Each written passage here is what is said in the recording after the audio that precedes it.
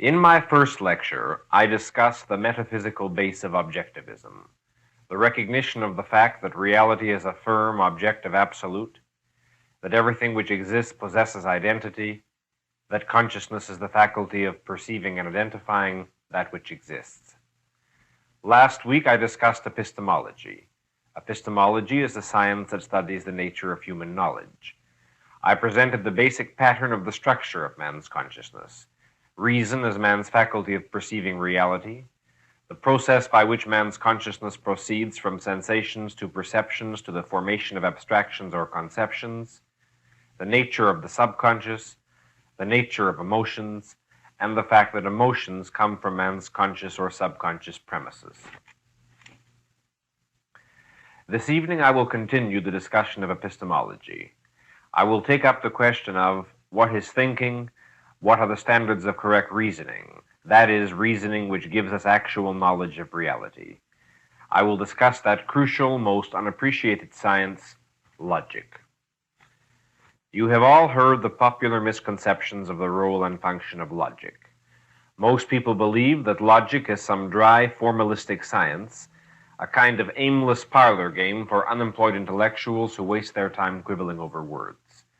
Most people believe that logic at best is unrelated to human existence, and at worst is an actual threat to man's enjoyment of life, to his emotions, to his values. You have all heard such popular catchphrases as the cold hand of logic, men cannot live by logic, etc. Well, let us consider a few examples of how men do live, and if there is such a thing as a cold hand that sweeps over their lives at time, leaving desolation in its wake, what is its nature and its cause? These examples are instances of the kind of suffering which, in one form or another, all men encounter in the course of their lives. Suppose you work in an office, you are doing an excellent job, and your boss praises you highly. But when the time comes for a promotion, he gives it to another man who is blatantly incompetent and undeserving. You are left with a bitter feeling of disappointment. If you try to find an explanation for the injustice, you will probably conclude that your boss was hypocritical, or that he was cruel, or, if your thinking is not too precise, you might go so far as to blame the capitalist system, deciding that all employers are hypocritical and cruel. What you probably will not realize is that hypocrisy and cruelty are not primaries, and they explain nothing, that they come from a deeper cause, and that the real essence of the boss's injustice toward you, the real root of his evil, was the fact that he acted illogically. Suppose you are in love with a girl and engaged to marry her. Suddenly, without warning or explanation, she refuses to see you or to answer the telephone when you call. A few months later, you learn that she had eloped with the man she had met the day before and had married on the whim of the moment. You might explain her behavior by concluding that she was dishonest or promiscuous, or that all love and sex are evil. But the real cause and essence of her evil was that she had acted illogically. Suppose you are a research scientist and, after years of desperately hard work, you succeeded in solving the problem that had been your goal. It is a great achievement and a great moment for you. You rush to the man who is your best friend to share the news with him. He listens indifferently, says, "How nice," and proceeds to tell you the latest football scores he heard on television. You might explain it to yourself by concluding that he is insensitive or hypocritical, or that true friendship is impossible among men. But the real cause and essence of his evil is that he had not given you any thought. He had acted illogically. If you look back and analyze any instances of disappointment, disillusionment, or suffering you have endured in your relationships with people, any harm or injury they have done to you, you will find that under all the other more superficial causes, the basic cause was their irrationality, their refusal to think, their lack of logic. Any feeling of bitterness, suspicion, futility that you may now have in regard to men, the feeling that it is hopeless to expect any fairness, kindness, or understanding from them, comes from the countless instances stored in your subconscious of the bewildering inconsistencies, contradictions, evasions, injustices you have encountered in dealing with people. Instances of human irrationality, of the illogical demands made of you, of the illogical responses to you. And I venture to add regretfully, in such cases where you have caused pain or injury to others, you have done it by being irrational, by acting thoughtlessly, illogically. You have all heard the phrase so frequently used as a lament by altruists and humanitarians, man's inhumanity to man.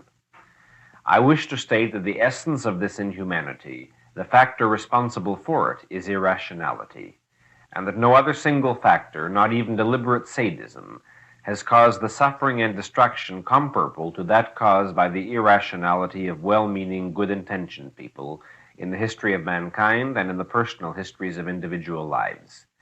The suffering that erodes and destroys man's spirit, undercuts his self-esteem, shrivels his ambition, wipes out his incentives, kills his enjoyment of life.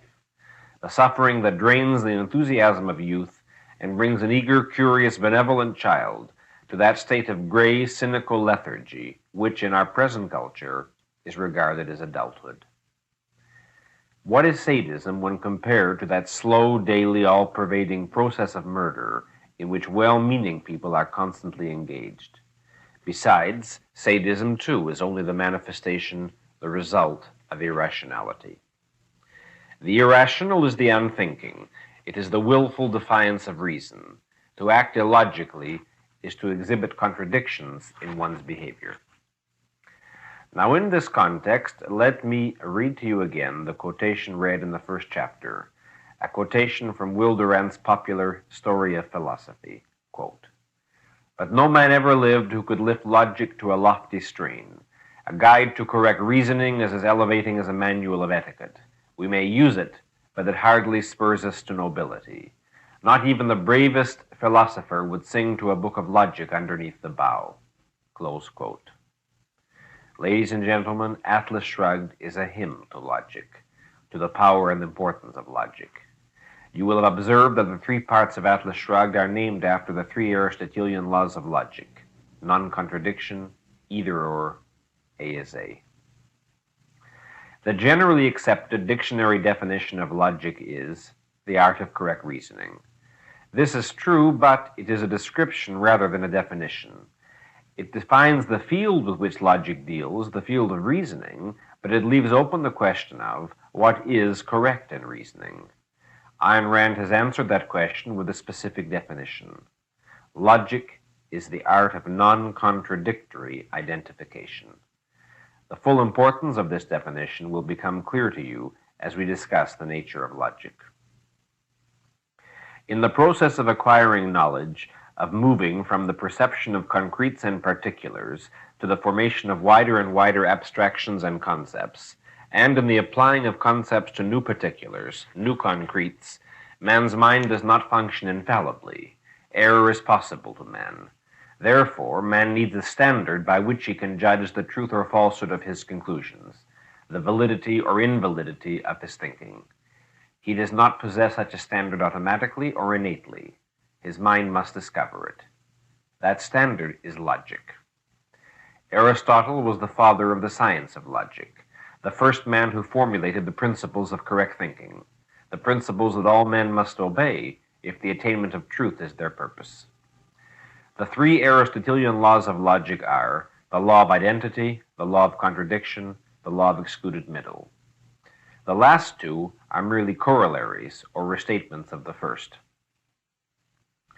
The law of identity states that everything which is what it is, that a thing is itself, that a thing's identity is that which it is.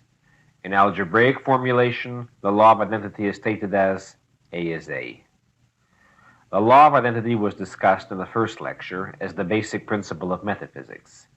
It is crucially important now to realize that the law of identity is also the basic principle of epistemology. It is the link between the 2 sciences, the bridge between existence and consciousness, between reality and knowledge. As a principle of metaphysics, the law of identity tells us that everything which is what it is. As a principle of epistemology, it tells us that contradictions cannot exist, that a thing cannot be A and not A, and therefore, if we reach a contradiction in our thinking and draw 2 contradictory conclusions about the same thing in the same context, we have made an error. our thinking is wrong. Our thinking does not correspond to reality, and we must check our conclusions, our reasons for them, our premises. The law of contradiction and the law of excluded middle are specifically epistemological restatements of the law of identity. They are epistemological rules to guide man's thinking. The law of contradiction states that nothing can be A and non-A at the same time and in the same respect.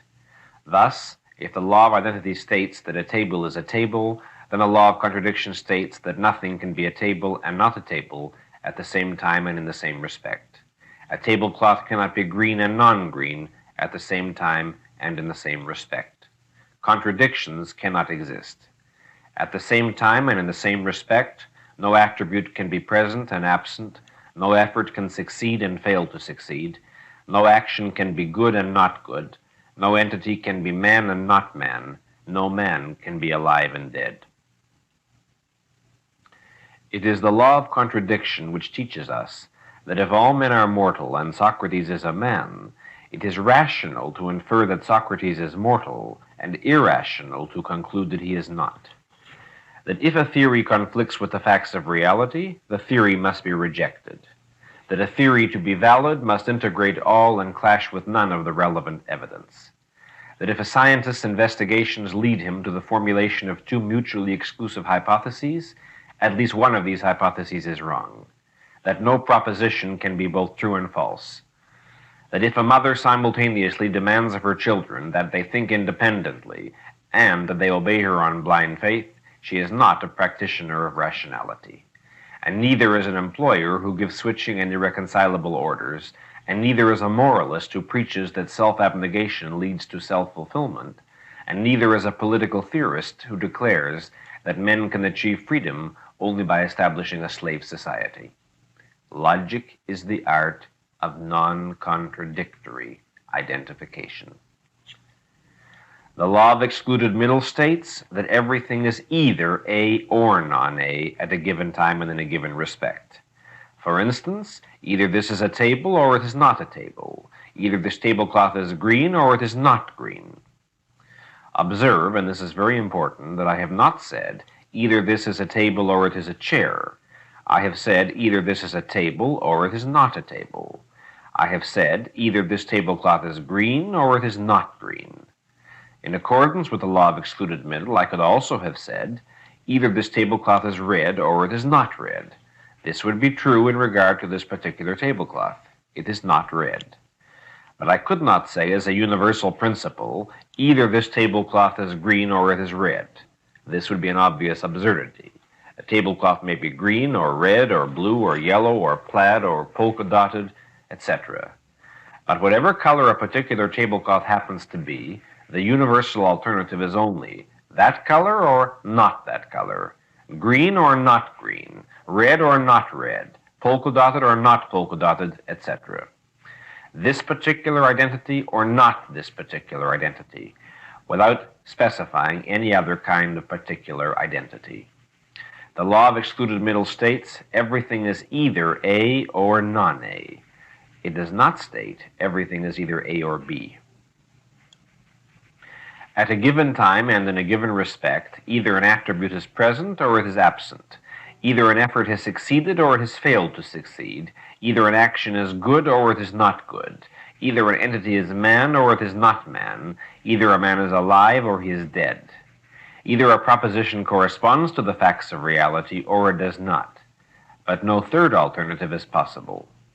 There is no middle of the road between truth and non-truth.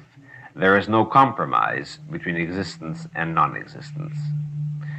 The question is sometimes asked, why are the laws of identity, contradiction, and excluded middle regarded as the laws of logic rather than other such logical principles as, if A implies B and B implies C, then A implies C. Or if A is greater than B and B is greater than C, then A is greater than C. The answer is that these latter formulations are narrower and less fundamental. They are specialized applications of the law of identity. They are not as wide or as comprehensive. The law of identity and its two basic corollaries, the laws of contradiction and of excluded middle, are the fundamental laws of logic because they are the most universal and all-inclusive. They have application to everything that exists and to all propositions. There are certain common misconceptions and misrepresentations of these three laws of logic, by means of which the laws are frequently attacked. You will often, for instance, hear the following argument against the law of excluded middle. It's not true that everything is either A or non-A, because it's not true that everybody is either rich or poor. Some people have middle incomes. Now, the law of excluded middle does not hold that everybody is rich or poor. It holds that everybody is either rich or not rich. Or consider this argument against the law of contradiction. This law states that nothing can be A and non-A at the same time and in the same respect. Suppose you say that a white rose is white, which, to be precise, means that the color of its petals is white, and someone then proceeds to claim that the law of contradiction will be invalidated a week later when that rose will fade and become brown. He is obviously ignoring the specific content of that law. The law of contradiction does not claim that a white rose cannot become brown in changed conditions. It merely claims that a rose cannot be white and brown at the same time. Now suppose that person asks, but what about that rose in the process of fading? Wouldn't it be both white and brown at the same time? And of course the answer is, not in the same respect. Part of its petals would be white, other parts would be brown, perhaps some parts would be whitish brown, but no petal or part thereof would be white and brown at the same time. Besides, the exact identification of that particular rose at that particular time would be a white rose in the process of fading. A very common attack on the law of identity goes as follows. It's not true that A is A. It's not true that a boy is a boy because he's a boy today, but in a few years he'll be a man. Now, the fact that in a few years a boy will be a man does not change the fact that at any and every moment of his life he is something specific. That a boy is a boy, that an adolescent is an adolescent, that a youth is a youth, that an adult is an adult. The fact that an entity contains a potentiality for change inherent in its nature does not contradict the fact that that entity is what it is, that it is itself, and the changes possible to it will be determined by its nature, by that which it is. Thus, a boy will grow into a youth, then into an adult, then into an old man. He will not grow into an ostrich, then into an old man, then into a chair, then into a pig. You will sometimes hear nonsense to the effect that the laws of logic are static and constricting, that they do not acknowledge or allow the dynamic possibility of change, motion, time, etc. Well, it is precisely the laws of logic that make it possible for man to deal with change, motion, and time. They expand man's view past the range of the immediate moment and make it possible for him to predict the future changes of a presently existing entity, as well as the conditions of such changes. They make it possible for a civilized mother not to fear that her baby will change into a bat or a wolf, as medieval mothers used to fear. They also make it possible for a man who is about to kill a cockroach not to worry whether that cockroach is his grandfather, as many inhabitants of India do believe to this day. The only kind of dynamism which the laws of logic do not allow is the possibility of having one's cake and eating it too. As you observe, the laws of logic demand of you an absolute precision in your use of words and concepts. When I say absolute, I do not mean omniscient.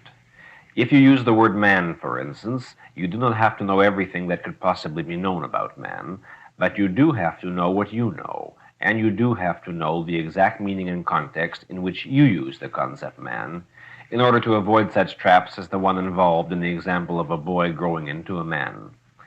If you wish to be logical, if you wish your thinking to be efficient, if you wish to avoid contradictions, then, to put it in simple colloquial terms, you must always know what you are talking about.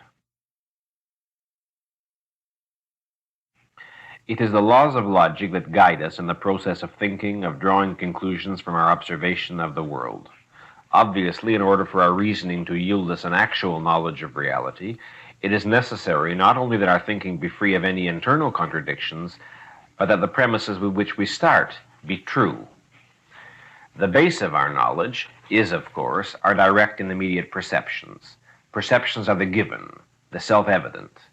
The meaning of self-evident is available to direct, immediate awareness. The law of identity is the abstract statement of a self-evident fact, the fact that things are what they are.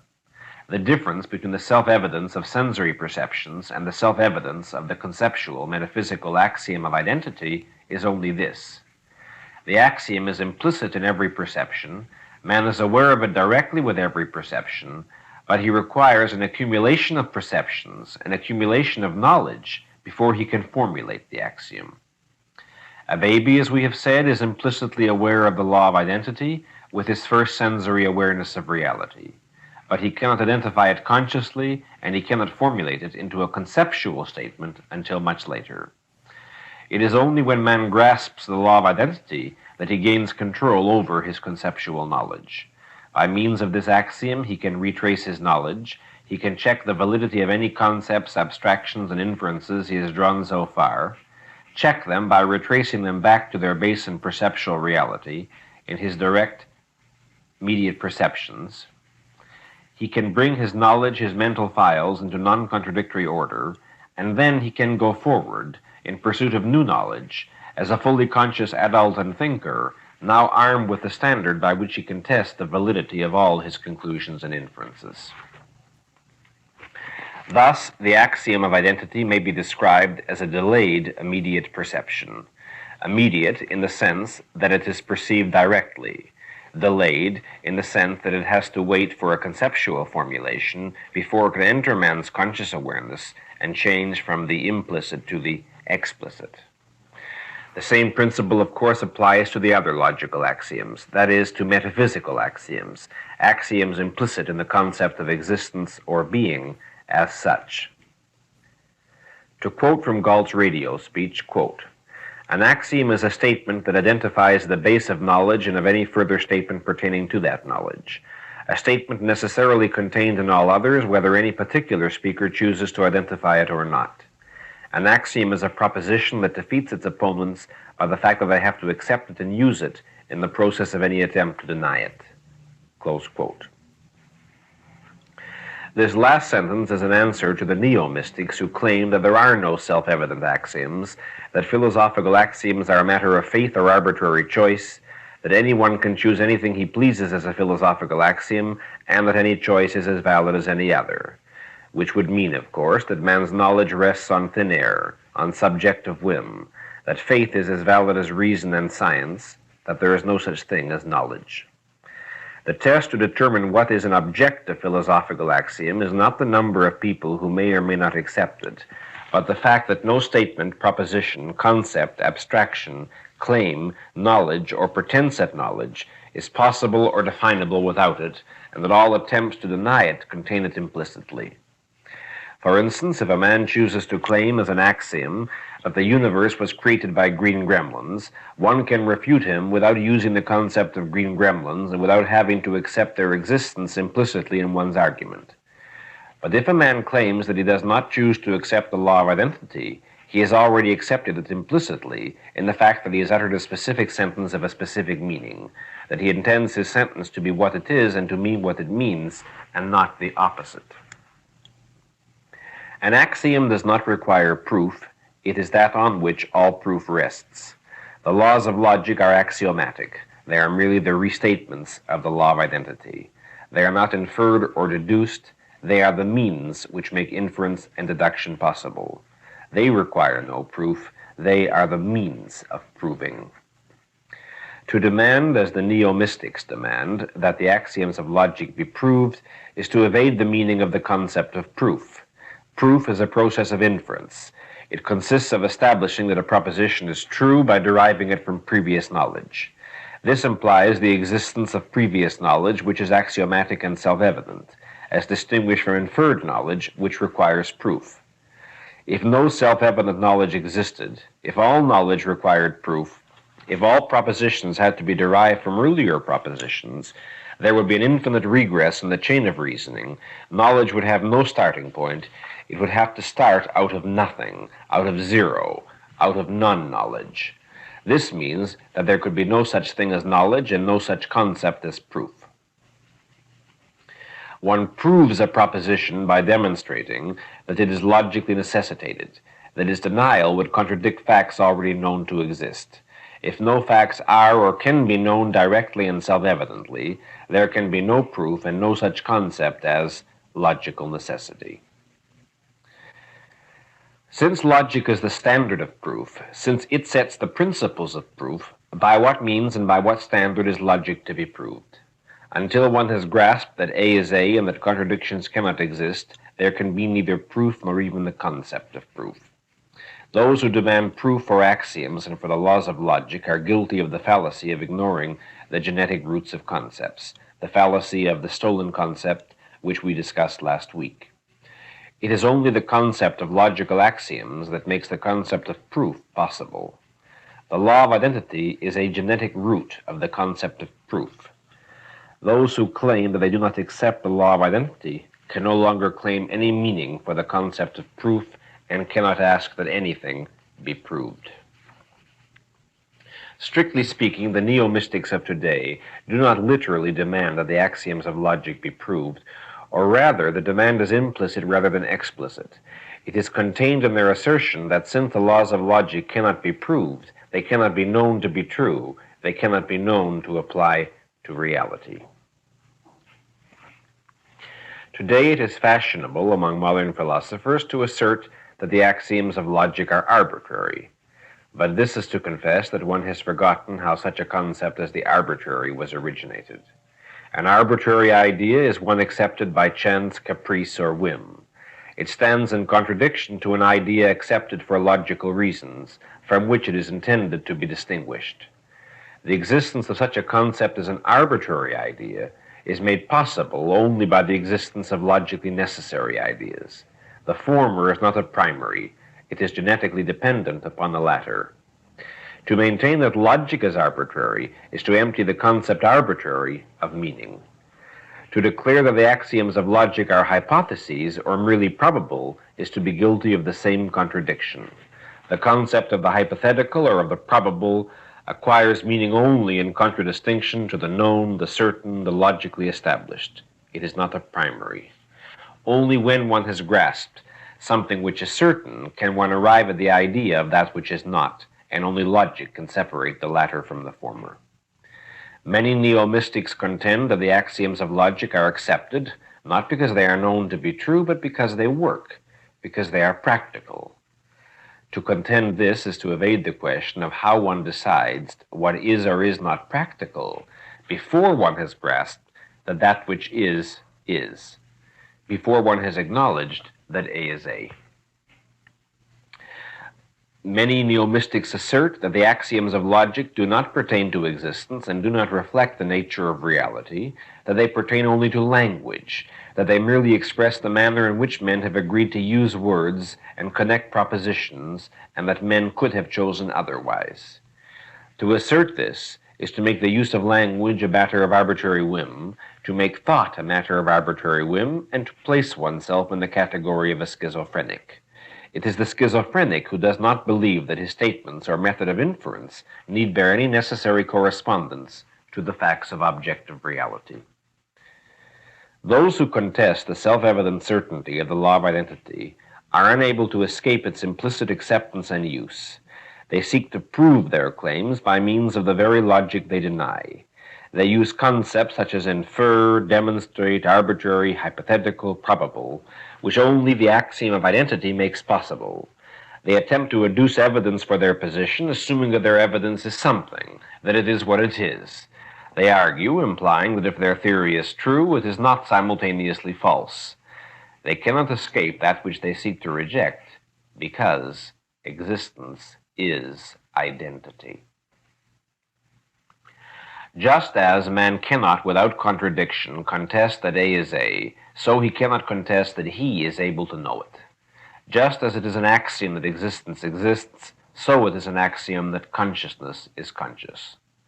In principle, it is a single error to demand that the axioms of logic be proven, and thus to imply that there can be proof prior to logic, or to demand that existence and consciousness be proven, and thus to imply that there can be proof prior to existence and consciousness. The error consists of ignoring the hierarchical structure of knowledge, of ignoring the genetic roots of concepts, of treating complex ideas as primaries and using them to attack the more fundamental concepts from which they were derived and without which they would not be possible. Philosophers have recognized the fallacy of question-begging, the fallacy of assuming as true that which one wishes to prove and using it as part of the proof. But it is equally a fallacy to assume and to use that which one wishes to disprove. Existence, consciousness, and identity are the presuppositions of any demand for knowledge and any claim to knowledge. They are the irreducible base of all human thinking. Logic, like all of philosophy, is a science that applies to all specialized sciences and makes all specialized sciences possible. Logic does not teach us the content of any specific knowledge, it teaches us the process of acquiring any and all knowledge. Logic is the tool of reason. Logic is based on facts, on the fact that that which is, but it is not a science of facts, it is a science of method. It is imperative always to remember what we have established about the hierarchical nature of man's knowledge. Man's concepts, inferences, and conclusions rest on earlier concepts, inferences, and conclusions, which ultimately rest on direct, immediate percepts and on the law of identity. Man's knowledge is a long, integrated chain, no part of which is valid out of context without the genetically antecedent parts. It is like a skyscraper in which no story can stand without the lower stories, and these cannot stand without the foundation. There can be no such thing as out-of-context knowledge. All knowledge is acquired on the base of previous knowledge and can be no better than that base. All knowledge is contextual, which means has to be integrated, has to form a logical, consistent, non-contradictory whole. All thinking, states Galt, is a process of identification and integration. All logic is a process, then, of context-keeping. No conclusion of a formally logical argument can be considered true out of context. Only a full context can determine its truth or falsehood. And in a full context, the logically true is the factually or existentially true. It is utterly indefensible to speak of logical truth as opposed to or apart from factual truth or existential truth. If a statement is true at all, it can be true only of reality. There is nothing else for a statement to be true of, nothing else to which the concept of truth can meaningfully or validly be said to pertain. People often reveal an excessively narrow view of what it means to be logical when they maintain that a bank robber is logical because he devises an ingenious, complicated scheme for robbing a bank. It is true that the bank robber does employ logic in his calculations, but this does not mean that his action, in the total context of his knowledge, was a logical one to undertake. Enormous irrationalities, evasions, and breaches of logic were necessary to bring him to the decision of becoming a bank robber. Everyone uses logic at some time or another in his life, on some subject or another. But these occasions often may be logical only in the formalistic, out-of-context sense of the word. An illustration of this would be a neurotic parasite who lives by mooching off his friends and saves his logic for playing chess. If you understand that the principles of logic are based on the metaphysical nature of reality, you will understand the grotesque irrationality of any doctrine of polylogism. Polylogism means many logics. Polylogism claims that there is no one universal logic, but there are many different logics. The salient exponents of this idea are the Russian communists, who claim they have a special proletarian logic as opposed to our bourgeois logic, and the German Nazis, who claimed that they had a special Aryan logic as opposed to the non-Aryan logic of the rest of the world. The motive of such claims is, of course, obvious. They make it possible for any criticism to be refuted by the simple expedient of declaring that it is based on bourgeois or non-Aryan logic and is thus invalid. This is blatant subjectivism, subjectivism applied to epistemology in the same manner as they apply it to metaphysics. This is mysticism, as any subjectivist doctrine necessarily is. Just as there can be no such thing as two or more different realities, so there can be no such thing as two or more different logics. Reality is that which exists. Logic is the art of non-contradictory identification of that which exists. To possess a different kind of logic would mean to possess the art of contradictory identification, which in fact is what the advocates of polylogism do possess and practice. Whatever you may wish to call it, it is not logic. Sometimes you may hear references to the logics of different sciences, such as mathematical logic. This is an unfortunate misnomer. A set of methodological rules that apply to a special science are not a special logic. They are only the application of a philosophical logic to the specific problems of the specific science. Before concluding our discussion of logic, there is one final issue to which I should like to turn. I want you to understand a very important methodological principle, namely, that it is impossible to prove a negative and irrational to attempt it. By a negative in this context, I mean a negative for which no positive exists, such as the attempt to prove that one is not guilty when no positive proof of one's guilt has been offered, or the attempt to negate something for which there is no positive evidence. In colloquial terms, this fallacy would consist of some arbitrary assertion, followed by the challenge, prove that it isn't so. Proof, logic, reason, thinking, knowledge pertain to and deal only with that which exists. They cannot be applied to that which does not exist. Nothing can be relevant to or be applied to the non-existent. The non-existent is nothing, and here I will ask you to remember what was said about the literal meaning of nothing in the first lecture. Any human statement and any claim to knowledge must refer to something that exists or be derived from something that exists or be based on something that exists. But an arbitrary statement based on nothing can be said to exist only in the sense that it is a series of sounds uttered by a human being. As far as its content is concerned, it refers, epistemologically speaking, to nothing. A positive statement derived from some erroneous evidence can be refuted by means of proving the errors of the alleged evidence. Such refutation would be the disproving of a positive. This is not the same thing as proving a negative. That is, proving an error or falsehood of a statement for which no evidence of any kind exists. For instance, if I said that the side of the moon which we see consists of mountains and dead volcanic craters, I would have to offer you scientific evidence to prove it. But if I said that the other side of the moon consists of rose gardens and Coca-Cola factories, and you asked me for proof, and I answered, my proof is the fact that you can disprove it, no one could blame you if you decided not to pursue the conversation any further, and thereafter not to hold any serious conversations with me at all. But much as my method of thinking would be reprehensible in such a case, there is a mental attitude more reprehensible still. This is the attitude of some third person who, after hearing our conversation, would shrug and draw the following conclusion. Well, maybe the other side of the moon does consist of rose gardens and Coca-Cola factories, and maybe it doesn't. Who am I to know?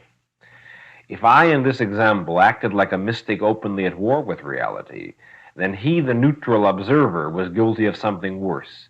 He granted equal status to mysticism and reality, refusing to differentiate or take sides between them. In the realm of knowledge, reason, and logic, there is no place for whims. A zero is not given the same status as an entity, the non-existent is not considered on a par with the existence, and nothing is not taken as equal to a something. Every claim, statement, or proposition has to be based on reality. Nothing may be claimed causelessly, groundlessly, arbitrarily, by whim. Even a hypothesis has to have some factual basis, some rational evidence indicating that it might be true. A hypothesis based on nothing but a blind guess is not admissible into rational consideration. Reason deals only with that which exists. Any hypothesis or supposition that some hitherto unknown fact may exist has to be based on the evidence of the facts known to exist. The absence of knowledge in any subject does not constitute a basis for inventing arbitrary theories and groundless explanations. An absence cannot be a basis for anything. The fact that something is unknown does not give you license to substitute invention for inquiry and will not transform the products of your invention into knowledge.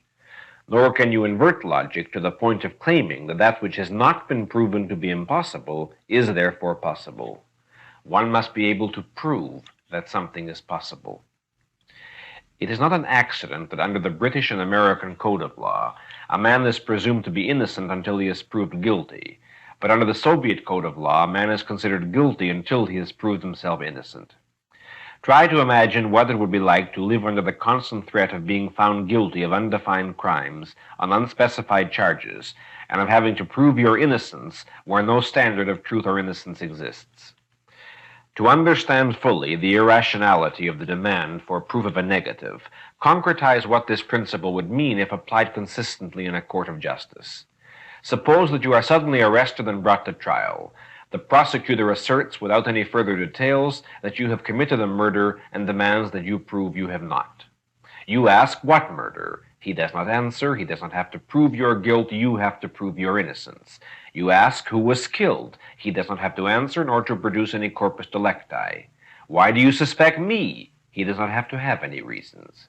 Well, how will you proceed to prove anything? You cannot produce witnesses to prove that you were at home with your family. You do not know when the murder was committed. You cannot prove that you were miles away from the scene of the crime. You do not know where the murder was committed. You cannot prove that you never owned the lethal weapon. You do not know how the murder was committed. You cannot prove that you had no motive for the crime. You do not know what sort of motive the circumstances of the murder implied. And, not knowing the identity of the victim, you cannot prove the nature of your relationship to every human being on earth, known to you or unknown. You can prove nothing because nothing can be derived from nothing. In a rational society and among rational men, the burden of proof for any assertion rests on the man who makes the assertion. But among mystics, the burden of proof against any assertion rests on the listeners or the victims. And then anything goes, particularly human lives. Now it must be clear to you that logic, as well as the whole structure of man's knowledge, rests on the axiom of the law of identity. The process of acquiring knowledge is a process of discovering the identities of things in greater and greater detail, and of discovering the causal principles that govern their actions. This brings me to what may be called the first theorem of our philosophy, the first metaphysical principle to be derived from its basic axiom, the law of causality. To quote Galt's speech, quote, "The law of causality is the law of identity applied to action. All actions are caused by entities. The nature of an action is caused and determined by the nature of the entities that act. A thing cannot act in contradiction to its nature." Close quote. All actions in the universe are actions of entities, and the actions possible to an entity are determined by its nature. What a thing can do depends on what it is. It is not chance, it is not the whim of demons or of mysterious gods. It is in the nature of the entities involved that a seed can grow into a flower, but that a stone cannot. That a bird can fly, but that a building cannot. That electricity can run a motor, but that tears, screams, and prayers cannot. That actions consistent with their natures are possible to entities, but contradictions are not.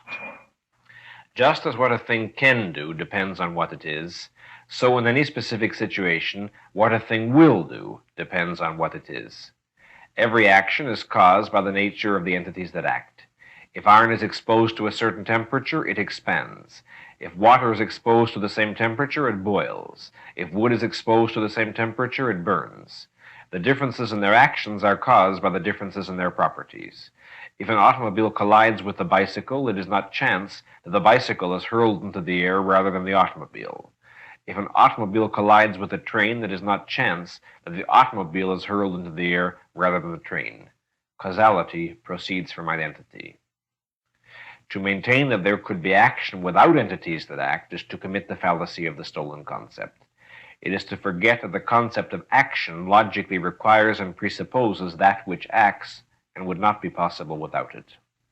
The universe consists of entities that act, move, and change, not of disembodied actions, motions, and changes. To deny that actions are caused by entities, to deny that what a thing does is determined by what it is to imply that any entity can perform any action, which means that an electron can write a symphony, a building can grow wings, a leaf can turn into a lion, a man can simultaneously depart in two different directions. which means that an entity can do that for which its nature contains no potentiality, which means contradictions are possible. Such was the view of reality held by primordial savages who regarded every event in the universe as an inexplicable miracle bound by nothing save the unknowable whim of unknowable demons. And when today prominent scientists who find themselves unable to ascertain the causal principles exhibited in the behavior of subatomic particles decide that the solution lies in declaring that causality is invalid and that the particles act as they do for no cause whatever, it is to the metaphysics of those primordial savages that their contention would reduce mankind. The conviction of order in the universe is an act neither of faith nor of hope. Its sanction and proof is the axiom that existence exists. The law of causality is implied and necessitated by the law of identity. Together they constitute the basis of all knowledge. Only because everything that exists is something specific, only because it possesses a nature and must act in accordance with that nature, are abstraction, induction, and prediction possible to man. To explain an event is to define its cause, to specify the conditions that necessitated its occurrence, to identify those attributes of the acting entities that caused them to act as they did. Science was born only when primitive man abandoned the practice of explaining events in terms of gods and demons, only when he saw that he accounted for nothing by saying that fire flashed in the sky, that rivers overflowed, and the flowers blossomed, because the god of fire, of water, or of the field so decreed. Only when he recognized that this merely was saying that a mysterious something caused these phenomena, but not what or how. Only when he began to seek causal principles to account for the action of things, with reason, not faith in a mystic unknowable, as his means of understanding. But one form of the primitive man's pre-rational method of explanation has never fully been rejected, but has been perpetuated by philosophers and theologians down the ages. The belief in a God, not of fire or water or of the fields, but of the universe, whose wishes and actions explain the fact that existence exists. The postulate of a creator of the universe has less excuse than that of gods of wind and rain. The existence of wind and rain does require a causal explanation. The existence of the universe does not. The universe is the total of that which exists. Within the universe, the emergence of new entities can be explained in terms of the actions of entities that already exist. The cause of a tree is the seed of the parent tree. The cause of a machine is the purposeful reshaping of matter by men. All actions presuppose the existence of entities, and all emergences of new entities presuppose the existence of entities that caused their emergence. All causality presupposes the existence of something that acts as a cause. To demand a cause for all of existence is to demand a contradiction. If the cause exists, it is part of existence. If it does not exist, it cannot be a cause. Nothing cannot be the cause of something. Nothing does not exist. Causality presupposes existence. Existence does not presuppose causality. There can be no cause outside of existence or anterior to it. The forms of existence may change and evolve, but just as the irreducible primary on which all subsequent knowledge rests is the axiom that existence exists, so the fact of existence is the irreducible primary at the base of all causal chains. Existence, not God, is the first cause. Just as the concept of causality applies to events and entities within the universe, but not to the universe as a whole, so the concept of time applies to events and entities within the universe, but not to the universe as a whole. The universe did not begin.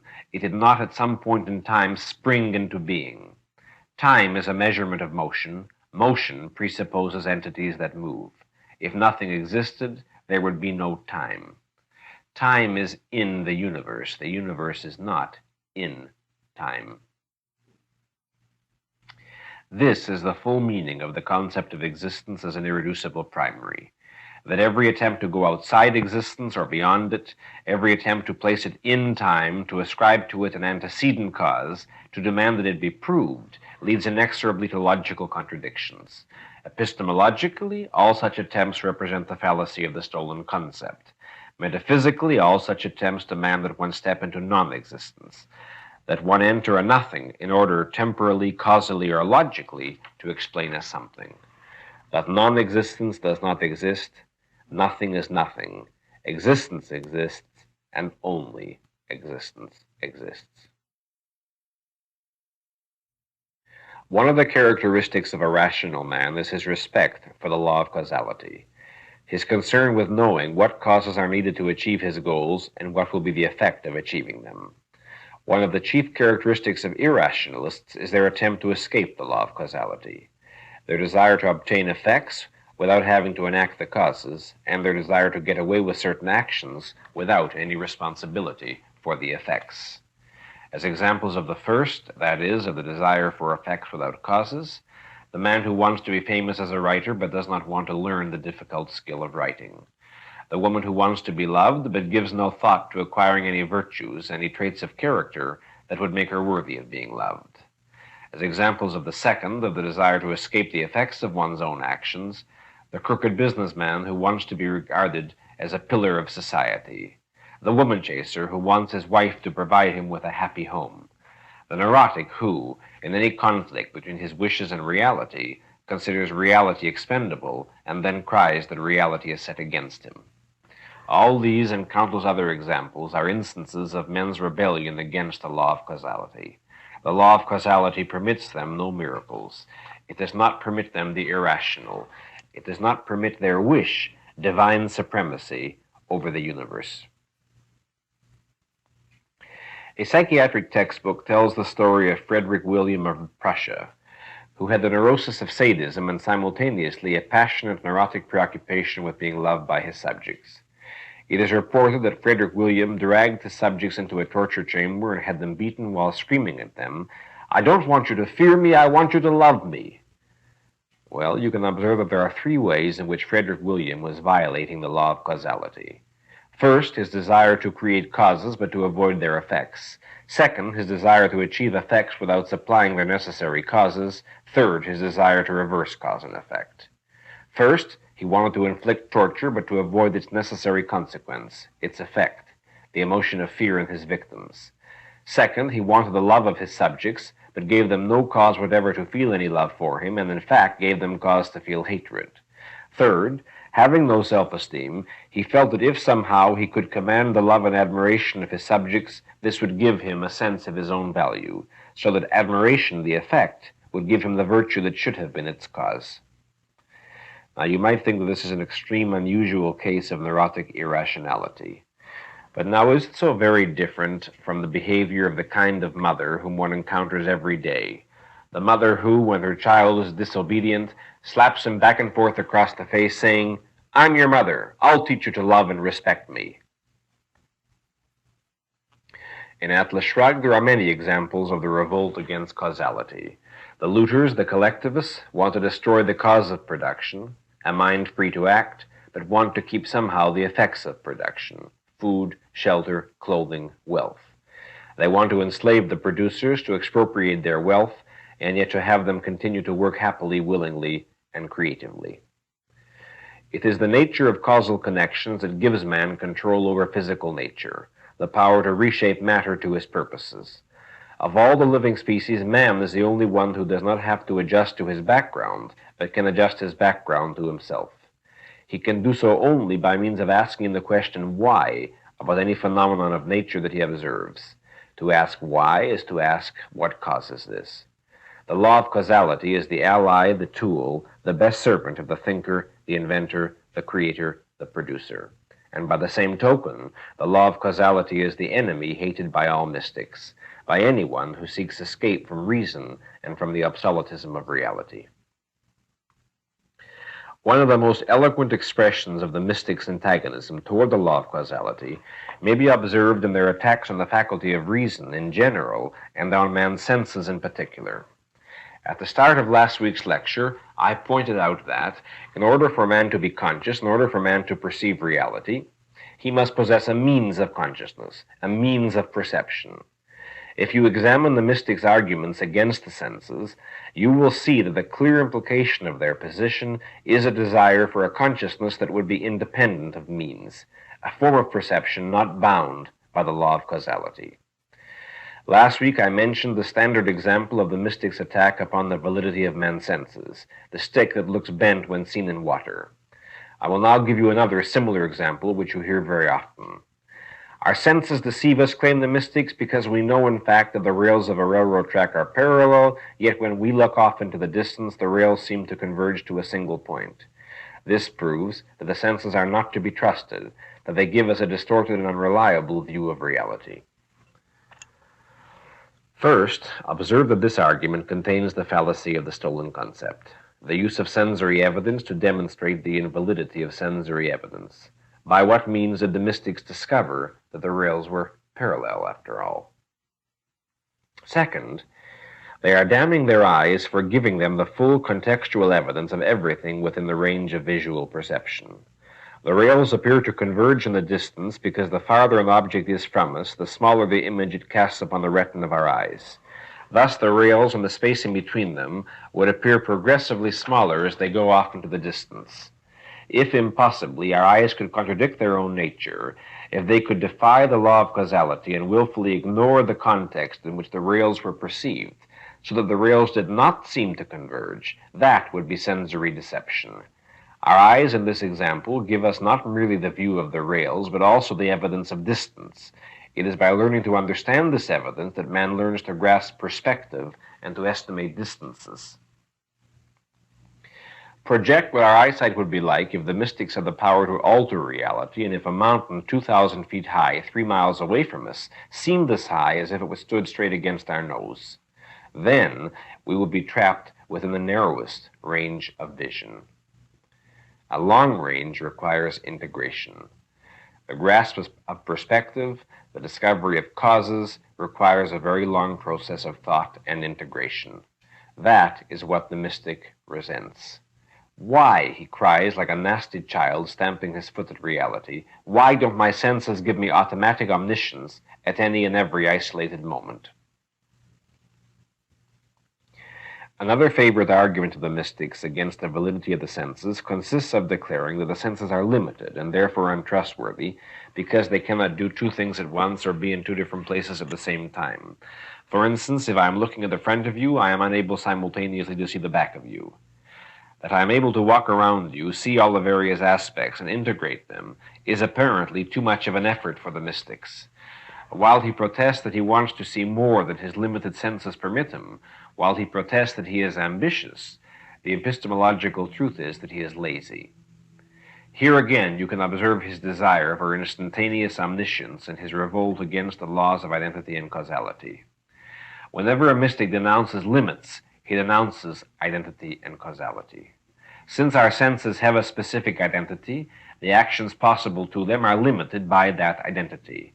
A thing capable of unlimited actions would possess an unlimited identity, which means would not be anything specific, which means would not exist.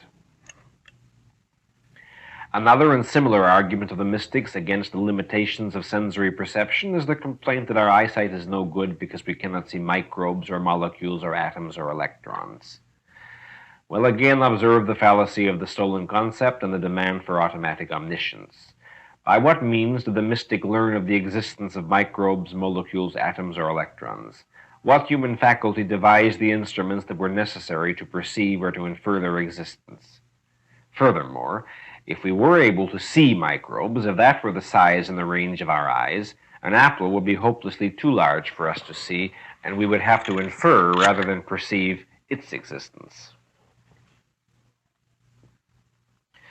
Another argument which the mystics raise against the senses, and which is totally irrelevant, is the argument from hallucinations. It is irrelevant because hallucinations are not even caused by the senses. If a man gets drunk and begins to perceive pink elephants, or if a person is mentally ill and sees figures or hears voices which do not exist, it is not a deception perpetrated by his eyes or ears, it is an internal projection of his malfunctioning brain.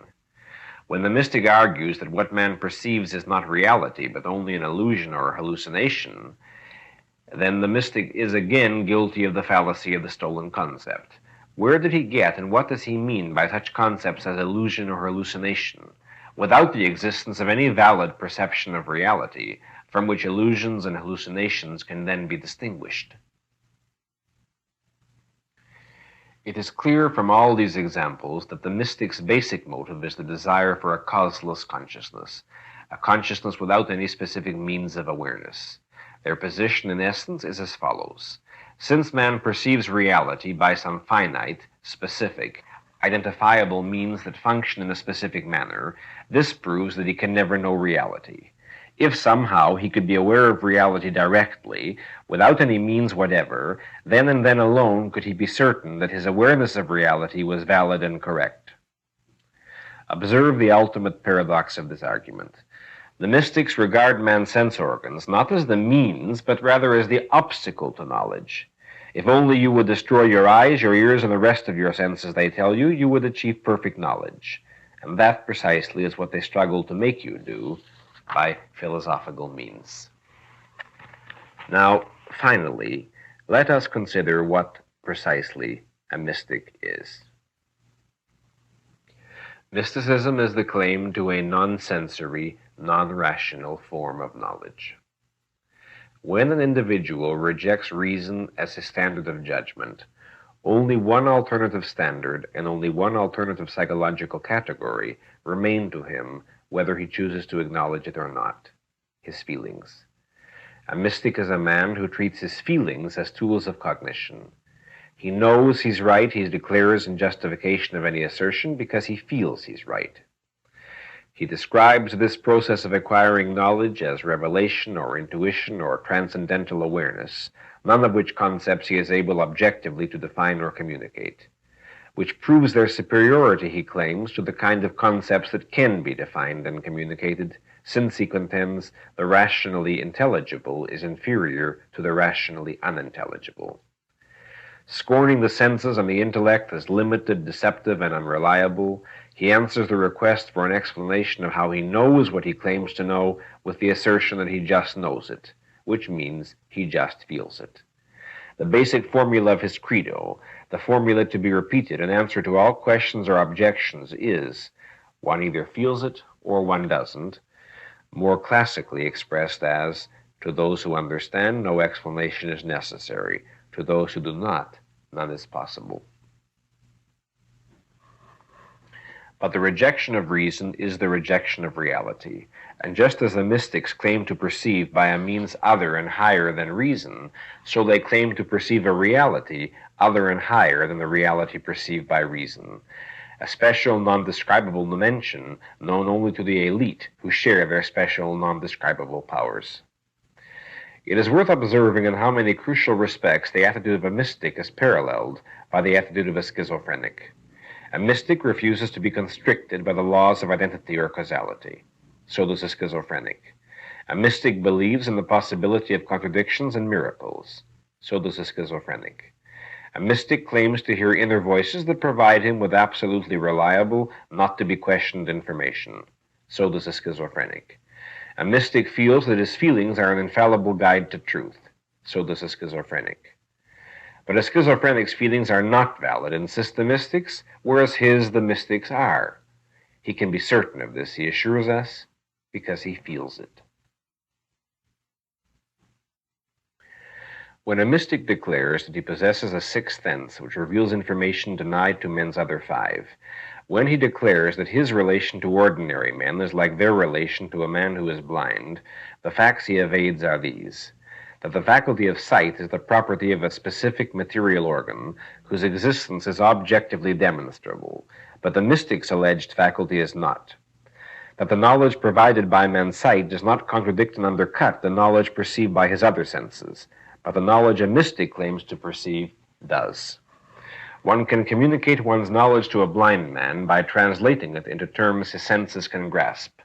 One does not demand that he sacrifice his senses, ignore their evidence, and walk through a wall declared to be non-existent by those who are able to see.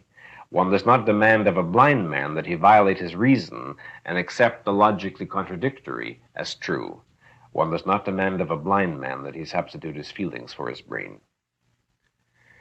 A feeling is not a tool of cognition, and it is not a standard of truth. A man can feel that anything is true.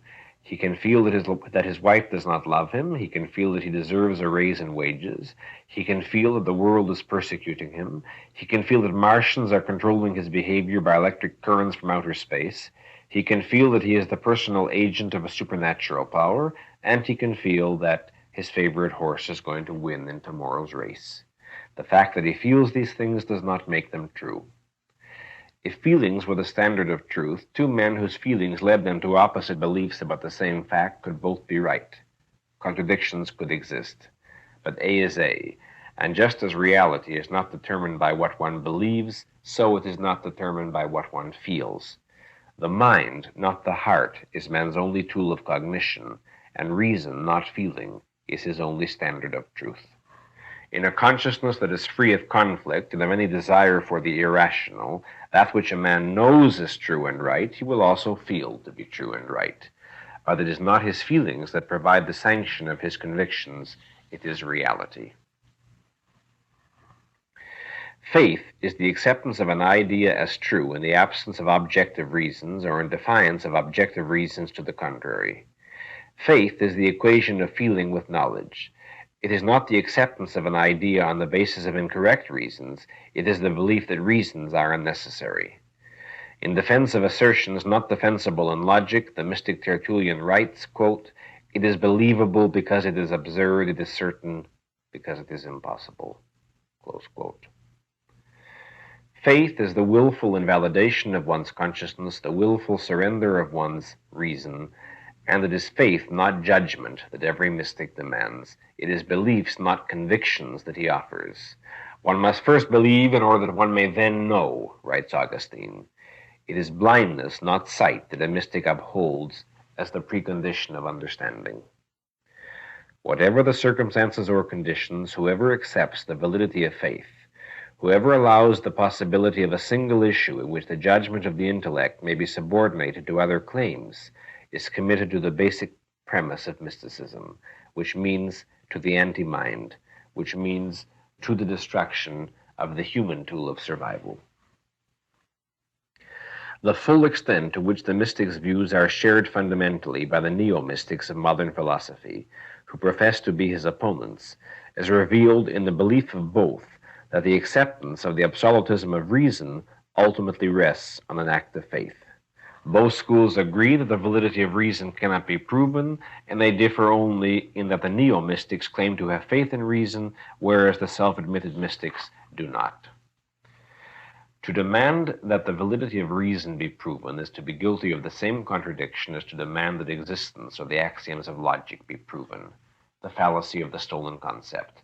Proof and validity presuppose reason. Reason is that which makes proof possible and demonstrates validity. Faith in reason is a contradiction in terms. Faith is a concept that acquires and can possess meaning only in contradistinction to reason. Faith cannot antecede reason, it cannot provide the grounds for the acceptance of reason, it is the revolt against reason. Faith means belief in the absence of reasons. The mystic's question, why should I accept reason, has only one intelligible meaning. Why should I accept reality? Why should I accept existence? The first contradiction in such a question is that any demand for a why concedes the premise of reason. One is demanding a rational explanation. The second contradiction is that the only alternative to existence is non-existence, and non-existence does not exist. It is not a something that competes with existence, it is nothing. And one cannot accept a nothing, and one can merely blind oneself to a something. One cannot reject existence, one can merely cease to exist. This side of the grave, there is but one ultimate form of rejecting existence and refusing to be constrained by it: psychosis. One can destroy one's life or one's consciousness, but one cannot escape the fact that existence exists. Because reason is man's basic tool of survival, because reality is objective, because a process of thought can tell man how to grow food or build a dam, but a mystical intuition cannot, it can only leave him to starve or to survive as a parasite on those who choose to think. Because the rejection of reason is the rejection of existence, The conflict between rationality and mysticism is the issue of life or death.